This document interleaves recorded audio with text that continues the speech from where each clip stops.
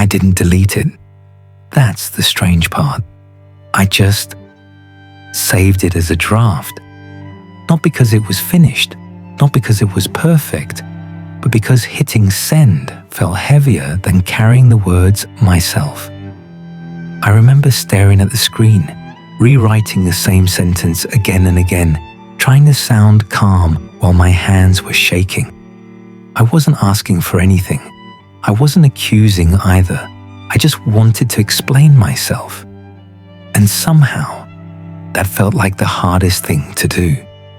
I told myself I'd come back to it later, when my thoughts were clearer, when my heart stopped racing every time I imagined them reading it.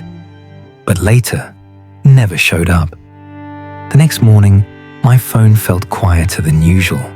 No new messages, no missed calls, just that draft, sitting there, waiting.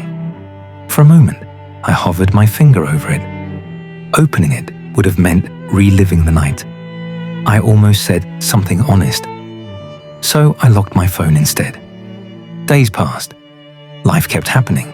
Work, conversations, small laughs that felt normal. But every now and then, usually late at night, I'd remember the draft.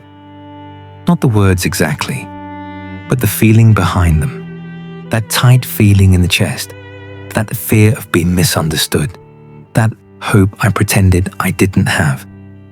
Saving it as a draft felt safer than sending it. Because once you send something, you lose control. You don't get to choose how it's read, what tone they hear in their head, or how long they wait before replying. A draft doesn't judge you. It doesn't leave you unread. It doesn't change the way someone looks at you. It just stays. Weeks turned into months. The app updated. My phone changed. But the draft stayed exactly the same. A message written by a version of me that only existed for a moment. The version that almost spoke. One day, I realized I wasn't checking anymore. Not because it stopped mattering, but because I learned how to live around it. Like a scar you forget is there until you accidentally touch it. I never opened that draft again.